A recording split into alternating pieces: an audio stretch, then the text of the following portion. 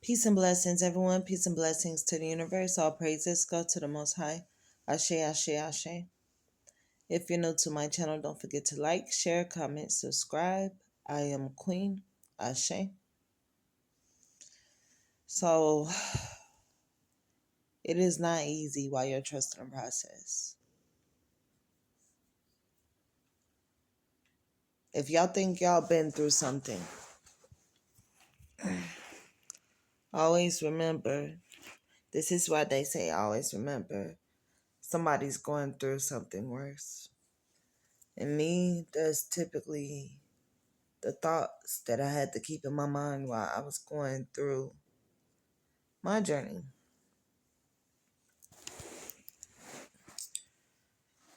So let me tell y'all about when I was going through my journey. God puts his strongest soldiers to the test. He already know if you're gonna pass, if you're gonna pass, if you're gonna fail. He already knows this. He does not make any mistakes. I don't care how bad you feel in your situation. He don't make any mistakes, okay? And everything that God does in our lives is for a reason. Whether we know it now or later, it's for a reason. So if you ever feel like your life is like a movie, you want to listen to this, okay? I typically I typically always feel like my life was like a movie, okay? And to I don't want to make this too long because if I tell everything, it's going to be a long story. So I'm just going to shoot with it. I'm just going to shoot. Because my story, it might give other people inspiration. I don't know.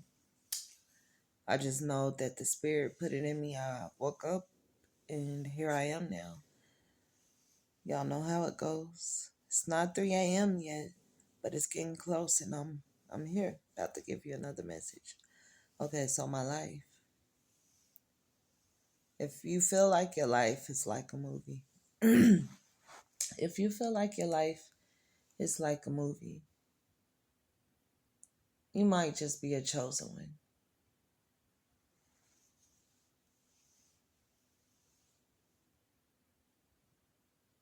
Like I said before, God puts his strongest soldiers through the toughest test. And he know if you're going to pass or fail. Okay, so I don't even really know where to start. But I'm just going to shoot, like I said. Shoot with it. So, I'm not a person who like to talk about my personal life. But the things that I'm getting ready to say, I believe it needs to be said. So I'm gonna also sit up because, oh my gosh, give me a second. Okay, I know y'all like, when is she gonna start this story? So let me start. It's kind of hard because, like I said, I do not speak about my personal life. It's very, very, very less, very minimal what people know about me. And when people know very less about you, they'll depict their own little picture, okay? So me, I always been queen. I always been quiet, humble. It's very hard to make me mad. It used to be even harder to make me mad, okay? It used to be hard to make me mad. I believe I always had discernment. Always had discernment, and when things would happen, excuse me, when things would happen, I don't care what kind of situations, people would always want me to just cuss people out. And I couldn't just cuss people out. I haven't ever had that tendency to just cuss people out. I'm like, why can't I just say it say what I have to say without cussing someone out. But people would just want me to cuss people out. They want me to come out my shell. But everybody isn't meant to come out their shell. And some people come out their shell at the right time. That's using etiquette. You're not supposed to act ratchet around everyone. And you're not supposed to act ratchet. So why would you do it around others? And when you do, turn up, you're not always going to be calm. We ain't living in a worldly world, but you just supposed to, keep your morals and ethics. And that's what I always try to do. But nobody's perfect. When I was one, my mom and dad separated. My mom always told me that I was at my dad's legs, pulling at him, and she like, oh, maybe we can work this out somehow. No, he sat me to the side, and he went to live with his mistress. I would hear stories like he came back through the woods, through a pathway, trying to go back to her, but she was like, no, go back over there where you came from. So from there, my daddy lived with his mistress. My dad has always been in my life. I can't say he hasn't. And I had understood that nobody's perfect. I hadn't judged my parents until I got older. And I'm going to get to that part.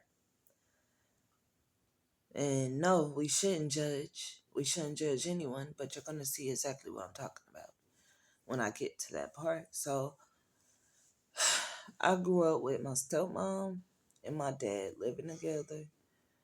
And I had a step brother. And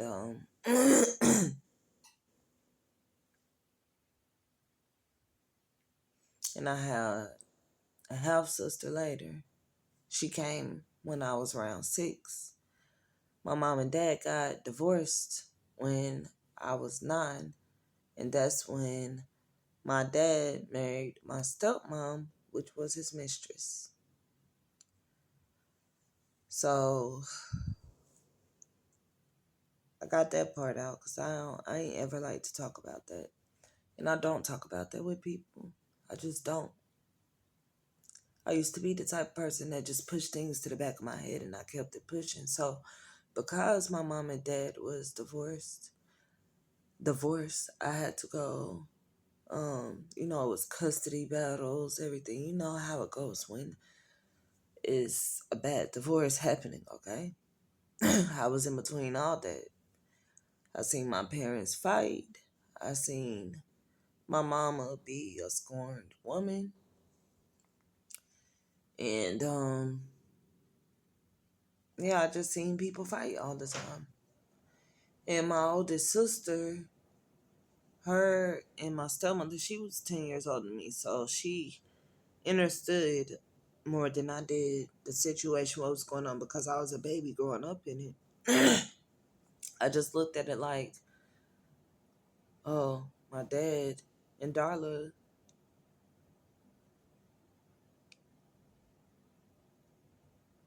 Mm. I had to pause it because I really don't like to say people names. So I'm going to just call this person Darla Jean. So my dad and Darla Jean, this is not her name. I'm just going to call her Darla Jean.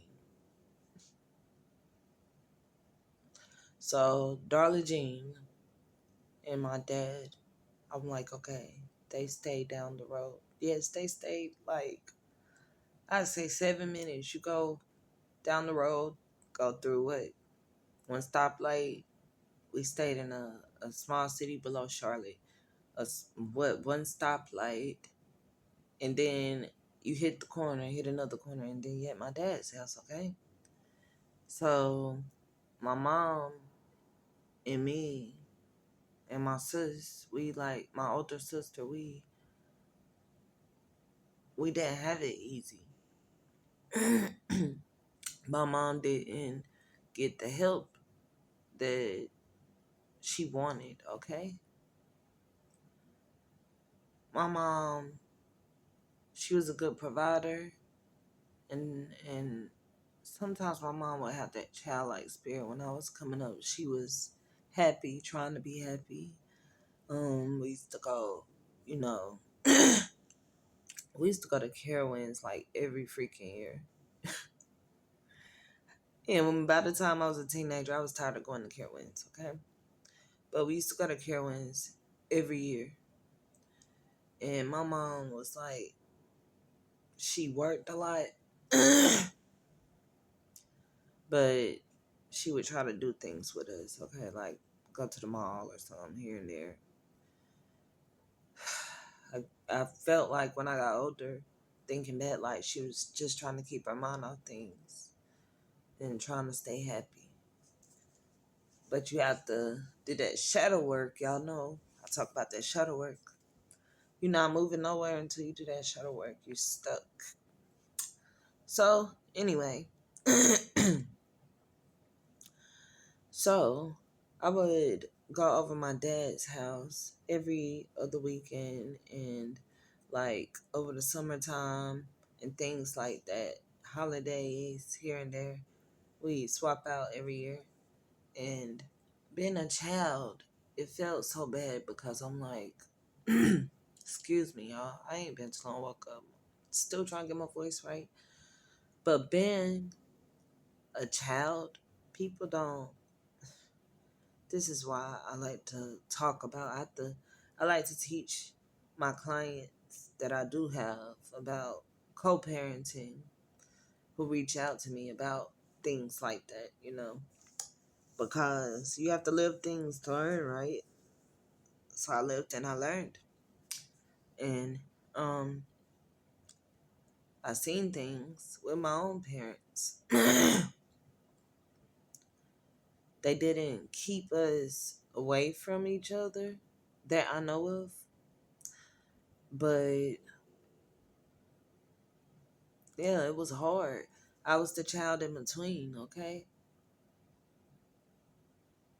My mom working all the time. I stayed in daycare until I was 14, old enough to stay home alone. Sometimes I stayed home alone at an underage.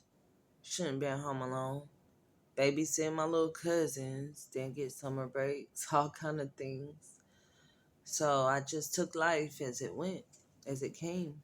I took it and I was always bubbly. I was always happy. And that was me pushing the bad things back to the back of my mind. When I went over my dad's house, my dad wasn't really a talker. I'm a quiet person, but if I know you, I'm going to talk your head off, okay? I'm going to talk your head off. And,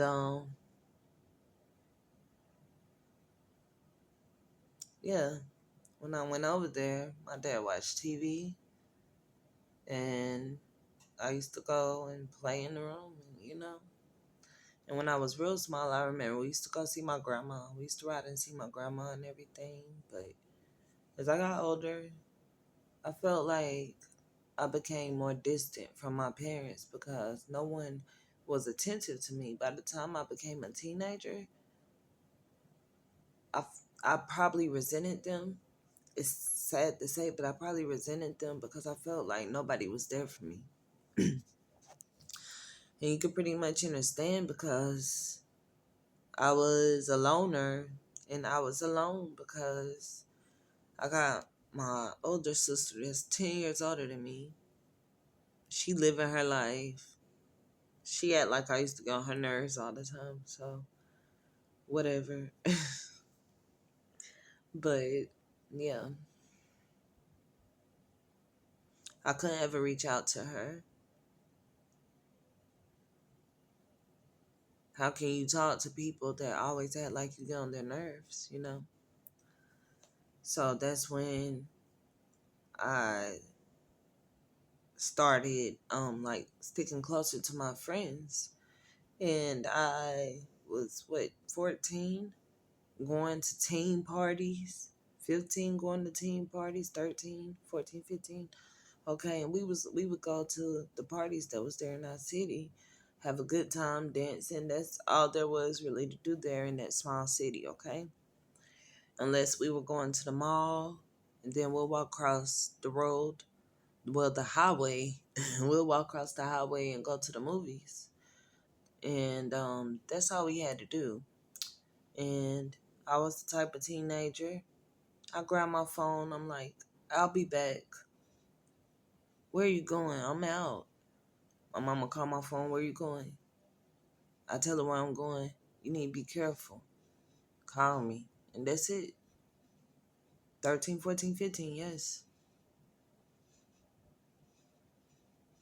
And I'm not knocking her parenting. What I'm doing is telling you how it made me feel and why I became resentful how I became. So, yes, my friends feel like my family. I feel like my friends understood me more. They understood me more than my mom. Like, when you got a mom that work all the time, I came home, I cooked my dinner, I did my homework, and then I was outside, okay? And then by the time I was 16, I was a mother. Then I was 18,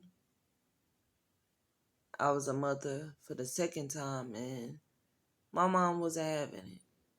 My mom kicked me out the house at 18. And that right there, that really put a dagger through my heart. I wasn't the perfect teenager. I was a normal teenager. I talked back. I didn't cuss my mama out. I talked back. Yes, I was mouthy and I should have shut my mouth a lot of times. I bet a lot of us feel that way. We should have shut our mouths a lot of times. And we all get it back through our kids. Best believe that. We get it back through our own children.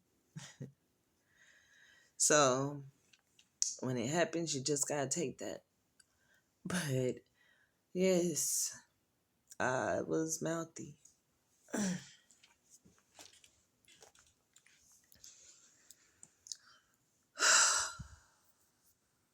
I wasn't like the type of bad child where I was wanting to fight my mama and all that. No, I just talked back. I was smart mouthed. I was bad smart mouthed, okay? I always thought I had something to stand up for, okay? And if I felt something was wrong, I was going to say it. When a lot of times I probably should keep my mouth closed, okay? So let's keep it moving. Let's keep it moving. So 18, she kicked me out. Even though my heart was broken, I felt even more abandoned because my mama had like I was ruining her life. My mama had got married again. When I was 16, she got married again. She said I was ruining her marriage because when she got pregnant, that's when we found out. Said that backwards. When she got married, that's when we found out I was pregnant. And I had been pregnant, and then she got married. My mom would be over there with her fiance all the time. And I'm a teenager riding off with my boyfriend. That's not gonna turn out so well, you know. And my mom, she just like, oh, let me meet him. But I get she would be trusting me to make the right decisions, but teenagers don't always make the right decisions. Me, I live and I learned, and my children, they not going out with nobody. They staying right here. They might, get to do things with their friends here and there, but boyfriends, all that, we don't play that. That's like do that on your own time. When you older and you grown, do that on your own time. You live and you learn. But when my mom kicked me out, I remember my mom standing in the bathroom and she told me I had to clean my room out, clean my closet out. I was trying to grab as many clothes as I had. All I had was a car that I got for my birthday, and I didn't have a pot to piss in.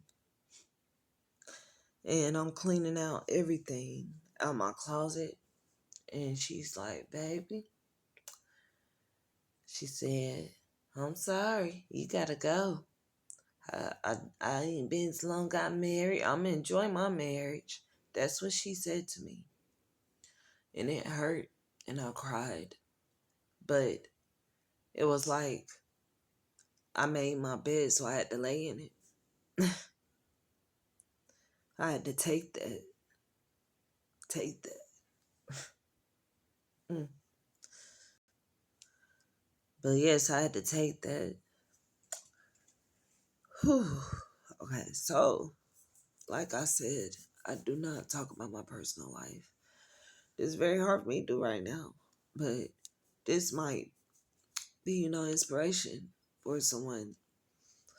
And the spirit got me doing this right now, and I have to do it.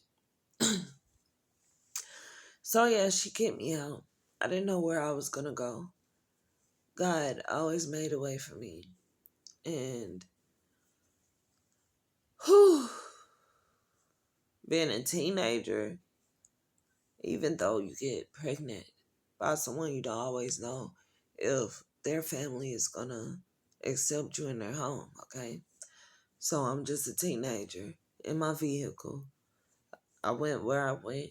I ended up back up the road. Ups and downs, ups and downs. And I had my 1 year old and I'm pregnant. I didn't even speak to my mom like that. So I was riding. It's like 1 a.m. And I left from the spot I was at because things weren't working out. And I had to go. Spirit had me move again. And I went to my aunt's house. Shalom. She's gone. She passed away in 2009. But that's where the spirit sent me. I didn't even know my mom was there. Standing at the top of the stairs, my aunt opened the door. I was crying. Hold my little baby hand and I'm pregnant. And my aunt's like, she's like, come on in here.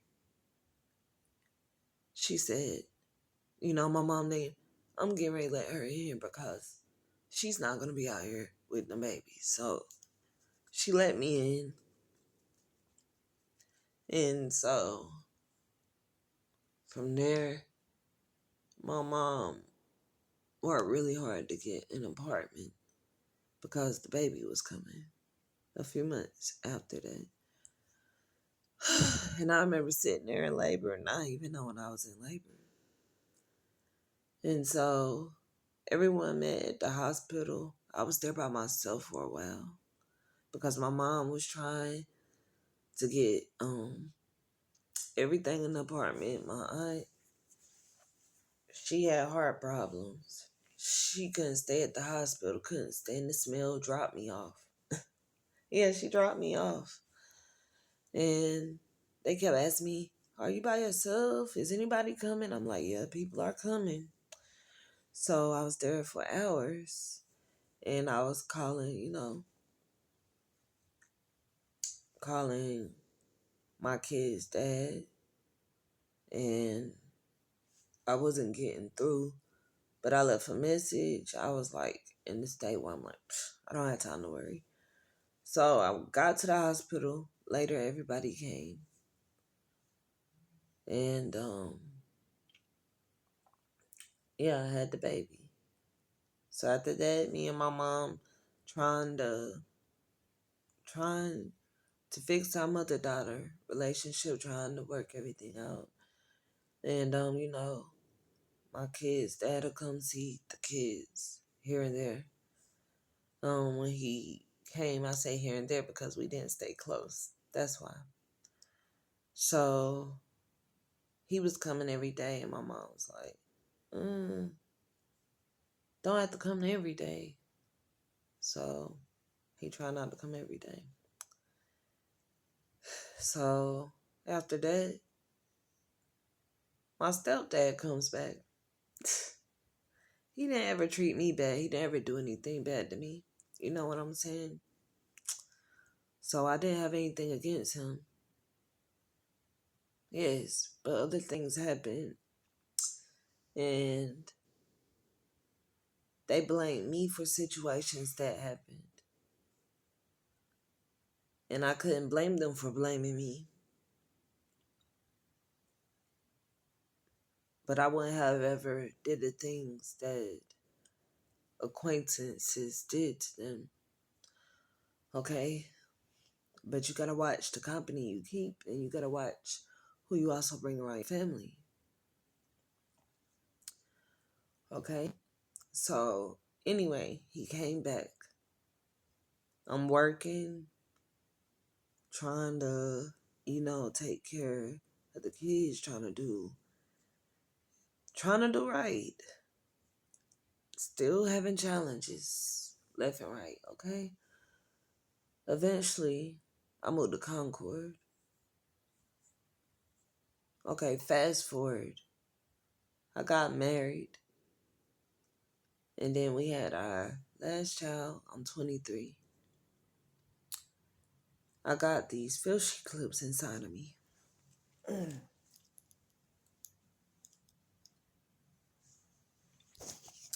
So I got these filthy clips inside of me, a birth control method.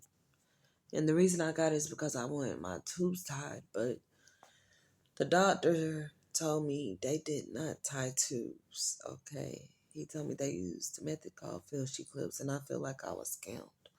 Because immediately afterwards, I started going through so much pain. And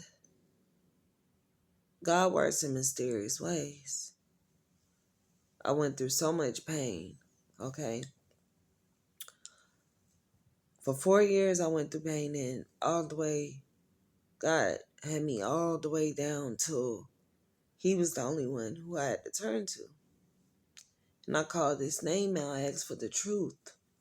I'm like, God, you are like, God, I need you. I felt like I was getting ready to die. God kept telling me, you're not going to die, you're not going to die. That is when I started to read the Bible for myself. Not with the knowledge that I was given growing up. I started reading the Bible with God knowledge, okay? With the knowledge He was giving me. He was teaching me. And I was listening, okay? I was researching and I was studying. In a year, I read the whole Old Testament. Yes, I read the whole Old Testament, and I'm a good reader. I love to read. I comprehend well. So I got great understanding. And it enlightened me. It changed me, especially when I read the story of Job. It changed me, and I didn't ever go back again to being unthankful. That's why I say every saint I'm in a sinner. If someone tell you they ain't ever sinned, they lying, okay? They lying. You were born in sin, okay? So God started to show me truth. No, that's not it. He started to show me the truth of everything. I already could see. I always been a seer. I always had my gifts. I always could see the vision, hear the vision, and know the vision, okay? So I remember being on the floor when I was crying out for help with the Bible in front of me, and God said He was gonna tell me the truth. He said, you want the truth, I'm gonna give it to you. And He gave it. He gave me nothing but the truth.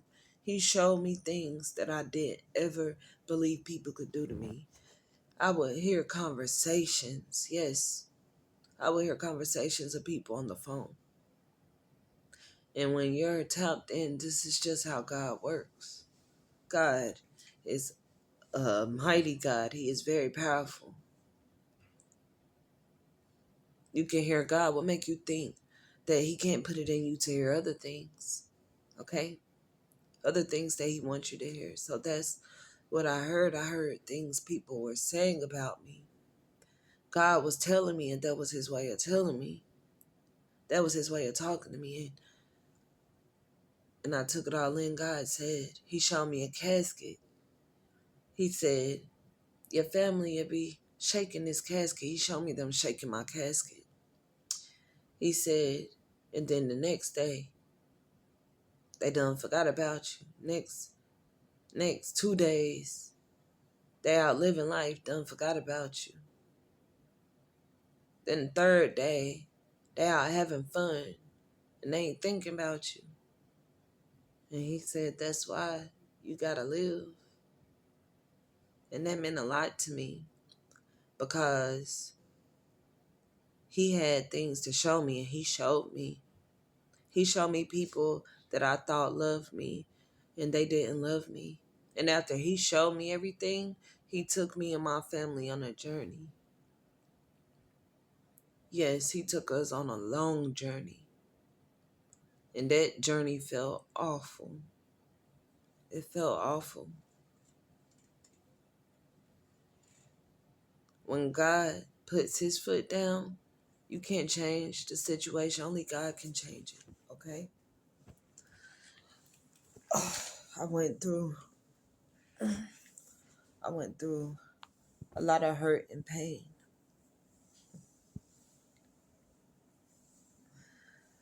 I don't know how much storage I have, and I've been recording for a while. So if this video does end before I finish, I'm going to do a part 2. So as I continue, boy oh boy, because I look back and yeah, I'm strong. It might not look like it on the outside, but boy, you don't know what's brewing on the inside. Trying to get comfortable and I can't. So 7 years. 7 years after that. Oh yeah, and God told me he was gonna take them filthy clips out of me. And he did just that. He took those filthy clips out of me. He took them out the next year, in a matter of fact, after I was done reading that Bible. But I was stuck with one clip inside my uterus, which was declared missing. And I tried hard to get justice for that afterwards because I still went through pain and suffering. Boy, oh boy. Yeah, I still went through pain and suffering. But through me being on that floor, I also found out who was causing my pain. When you go to the doctors and they can't figure out what's wrong with you, then you know that there's something deeper, something spiritual happening. Even though I got those fishy clips in me, the negative energy made everything just go crazy.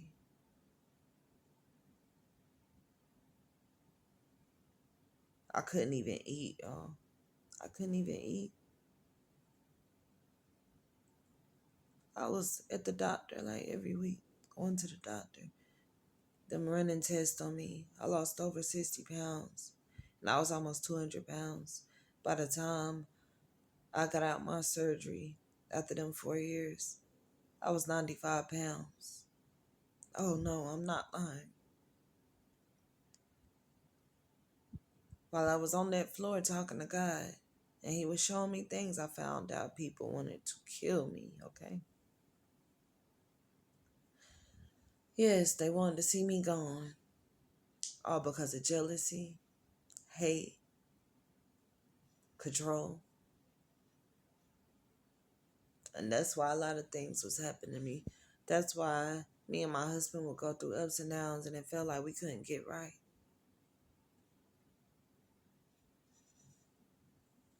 I knew that if I kept God first, because He's all I had all my life, nothing could hurt or harm me. And He kept His word. He said I wasn't going to die, and I didn't. But He showed me and He taught me. He gave me perfect discernment, and I knew who to mess with and who not to mess with till today. I don't even mess with my family anymore. And my husband don't even mess with his mother anymore. Because somewhere in between there, we had let his mother come and stay with us. She showed us her true colors. She was wicked. We had to leave her alone. Very wicked, because she had something to do with a lot of illness and things we would go through. In my past videos, I talk about her insisting on me taking her perms instead of me buying my own. Yes, leftover perms out the box. And my hair started to change until I got hip to it, but I never think that she was a witch, okay? And I found out my mother-in-law. My mother-in-law is a witch. And that's why we don't talk to her to this day. So when you stop talking to witches, along our journey, that 7 years, we went house to house living with our family, with my family, trying to get right. It was like no matter what we did, it was like our doors were closed. No matter what we did, it wouldn't work out. It was just like it would work out for the bad.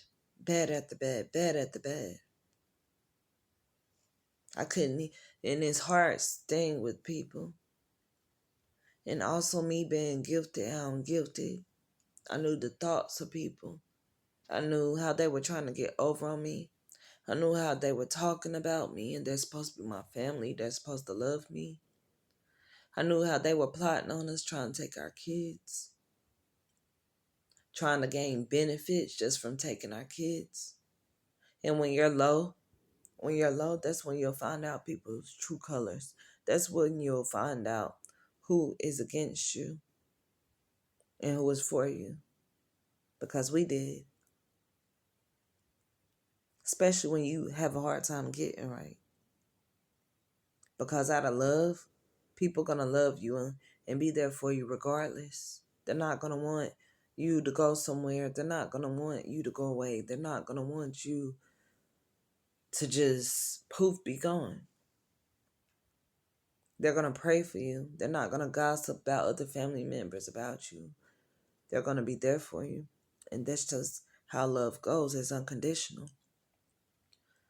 So I started seeing that love wasn't really God showing them about to tilt my casket over, and Him saying that they were going to be smiling and having fun in this day. That wasn't fake.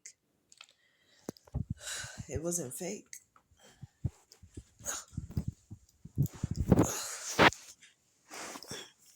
It wasn't fake because I saw it later. He showed me everything that He spoke about, all the visions He showed. It came to life later. I found myself having to defend my family verbally. My own mom said I hit her when I didn't hit her, which led me to my dad's house. My stepmother didn't really want me there, and I knew it before I got there because Spirit told me. I told my husband. And when we got there, of course she's gonna act like she's for us and not against us. And God took us there because I found out a lot of things that happened in my childhood. I found out how evil people were to me. I found out a lot of things they did that I thought was right wasn't right. Like she used to grab me by my arm.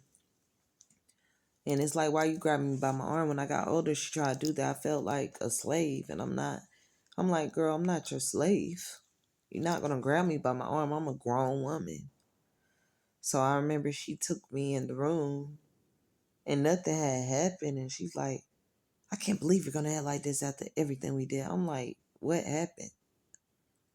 I'm like, I respect you, yo. What happened? So she's throwing the towel, jumping forward, jumping back. I could tell she wanted a reaction out of me, but she wasn't gonna get one. Then she grabbed me by my arm. I'm like, no, I yank away. No, no, ma'am.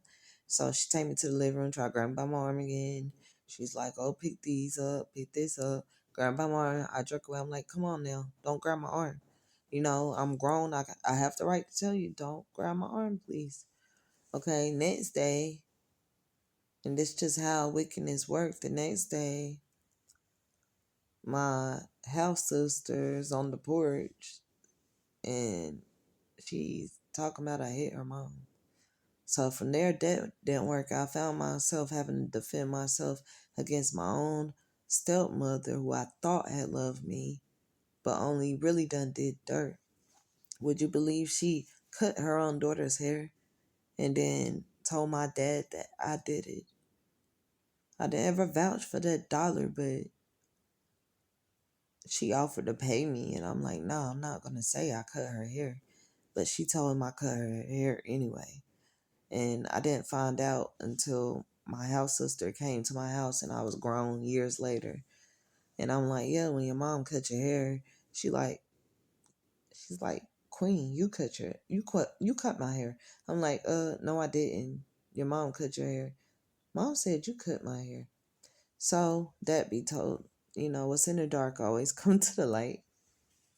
So that had hurt me. Those things hurt me. And I found myself having to defend myself because she was not going to treat me like Cinderella. Okay. So that's exactly how people were treating me. Okay. Went back to my mom's house.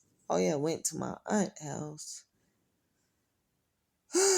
Trying to avoid going back to my mom's house. My uncle said we could stay. That didn't turn out well because it was weird how he started to change. And people would just start to change on us. It was so weird. They'll be good and then they'll be bad. It was so weird. So I said, okay, we gotta go back to my mom's house. Then we went back to my mom's house. We hadn't ever had to do this. We hadn't ever had to depend on anyone because we had our crib, we had jobs, like we was doing fine. And then we had to go stay with my mom. Like I told you, up and down. Later, after we let his mom in. So they started telling me I have to stop talking about when I was sick. I'm like, yo, I still got a clip inside my stomach. And you're telling me stop talking about this stuff. I'm still hurting. I'm still suffering. Okay, so that hurt me even more because people were like, oh, just stop talking about it. Just stop talking about it. So got to my mom's house again. My mom I always act like I get on her nerves, okay? So that's the problem between me and my mom. My mom, I have to be little queen, okay? I can't be big queen. So I respect her to a certain extent. My mom started getting in my face. My mom started throwing rags at me. I felt like I was being abused. So one day I remember she was antagonizing me. I don't know what. I kept feeling like they were trying to take our kids, have reason to take our kids. Like they wanted us locked up or something. They wanted to take our kids so they could get benefits like checks and food stamps and things like that. I'm like, this is crazy.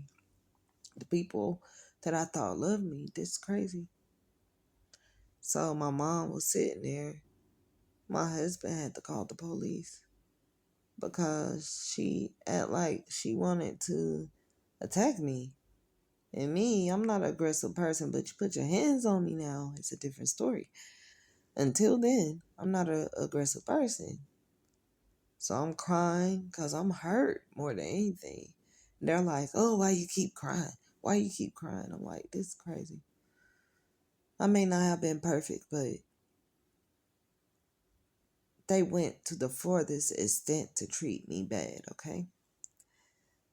And I said, God, forgive them because they know not what they do. So the police gets there. My mom called the police too. And we said, we're leaving. So they escort us out. And after that, we went to a shelter. We checked in the homeless shelter. We were like, forget this. And we thought it was going to get easier, okay? But it actually did not get easier. It got harder. I couldn't even get sleep at my mom's house or anybody else's house because I would hear them going in and out the kids' room, and I'm like, what are you doing? It would be certain times where my kids would say that my mom would be waving like a towel or something or spraying something in the air. I'm like, stay out their room, please. She's like, this my house. I'm like, okay, this. After you did all you can, it's like nothing you can really do but stand. Like, we were just waiting on God, waiting on God, waiting on God. People wishing bad on us and waiting on God. Getting jobs and people trying their best to destroy them. I had a good work from home job. She was walking around talking loud, and we knew it was on purpose, but then she'll get on the phone with my sister and they love to talk bad about me, and they're like, yeah, she couldn't keep that job because of this and that, and all along it's because it's loud talking in the background. They don't want me working with loud talking in the background. Okay, so back to the story. Told y'all this is very long. It's very long, but I have a purpose for telling you this, and it's going to resonate with someone. And like I said, if my video ends, I'm going to do a part 2. Man. So, yes, we went to a homeless shelter. We realized we had to get away from those people because they weren't treating our children good. They were also mistreating our children. We had to go. We would stay out all day eating, like we'll go get food and then come in when it's late because when people are in the bed just to try to keep things down. But then that turned to, oh, this isn't a hotel. Or you're not feeding your kids just because you don't see us feeding our kids. Oh, they're going to get fed. Oh, yes, they're going to get fed. Our kids are going to get fed. I was like, dang. I said, they trying to make me look like a bad person. So we went homeless, y'all. And me and my husband both grew up in middle class families. We didn't ever think that we were going to be going through the things that we went through. We were homeless. We ended up in our van. And I don't ever talk about this with anybody. We ended up in our van after the homeless shelter. Because while we was at the homeless shelter, I fell. I ended up limping. We ended up homeless in the van. That was very, very depressing, okay? That was traumatizing for me and my family. That was very traumatizing. And we tried everything we could. We stay in hotels, but when we didn't have money, we had to stay in our van, and then Next thing you know, here comes social service. Of course.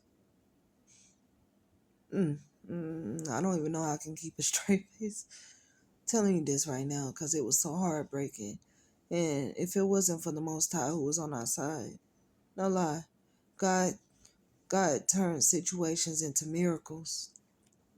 It ended up being them trying to help us. And we got into a program where they got us into a hotel, and then we went from a hotel and we had to move to Morven, North Carolina, which was further down the road. But we got to keep our children. But it didn't stop right there. It didn't stop right there. It kept going. Ball kept rolling. I ended up getting my surgery. I ended up on a walker. We got kicked out of our place under false circumstances just because my landlord was jealous of me. Yes, that's another story. But she couldn't evict us, so she put a restraining order on us that was so false, and we had to get out. Police came, picked us up, had to go. They had to come and escort us out, and I was on a walker. I couldn't help but cry because I didn't understand why people was always coming for me when I tried to do good. Always trying to make me look like the bad person. So we went, I was crying, and God had to take a hold of my husband, and he put it in my husband. We ended up getting help with the room, went to a hotel room. We stayed in a hotel room for 2 weeks. Don't even know how because we didn't have any money. My husband couldn't get a job down there. It's like sitting in a boondock show. But I don't know how. I do know how. Yahweh, the Most High. We had a man pay for our room 3 nights. And then we had a church come through for us a couple nights. Then we were able to pay probably like 2 nights, and then like for 2 weeks we didn't know what we was gonna do. We was on our last day, and then that's when we ended up at this place called the Samaritan. Okay. And God said we needed more prayers, more protection. That's where we went, and it did help. It helped. We had to be in church Sunday, Wednesday, Friday, but we didn't mind because we needed it, and it uplifted us. It put the icing on the cake. It was something. It was a very bad spirit trying to keep us from getting a place to stay, trying to keep us from keeping shelter over our head. But we didn't ever give up. We didn't ever give up. We kept the Most High first. And my mom would ask us, how are y'all doing this? How are you doing that? I even started a business in 2020. And because of COVID, my business failed. We were going up and went down again. Like, it's obstacles and challenges. But when I realized everything was spiritual, that's when I started becoming more in tune, more tapped in, more in the knowing. I know thyself, okay? I was born a priestess. So I don't talk to my mom, my dad, none of them today. Because I remember them going through things. I remember them having hard times, hardships, and nobody ever tried to scheme on them and take their children and do bad things like that. Nobody ever tried to hurt them. They had sisters, and she had a lot of sisters, and she could go stay with them and everything. And of course, my sister didn't get treated how I got treated. My mom always had a soft spot for her. Of course, she got fussed at and stuff, but she didn't get treated how I got treated, okay? My mama cared if she hurt her feelings. Me? No. So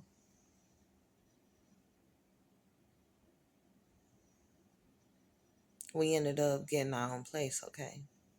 Samaritan Inn, and we fought. We fought. And the apostle came through for us. We fought, okay?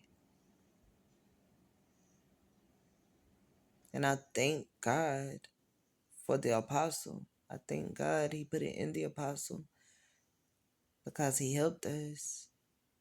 He helped us get back out of that nest. And we were being attacked spiritually. We were being attacked left and right. His mom was mad that we didn't talk to her. Her reaching out to my family, and they didn't even really know her like that. And they believed everything she told them. So it's wickedness. And when it's wickedness, you got to leave it alone. Sometimes you have to go off grid. Okay? So that's my story. My life like a movie. Always got a story to tell you. I don't know who need to hear this. But it ain't easy. It's not easy. It gets so hard. But you got to keep fighting. You got to keep going. You got to keep going. I done cried so many times. I can't even count. I'm talking about waking up, your eyes be puffy. But I didn't ever stop praying. I didn't ever stop looking up. I didn't ever stop talking to my Abba and Shamayim. Because he can take a bad situation and turn it around like that.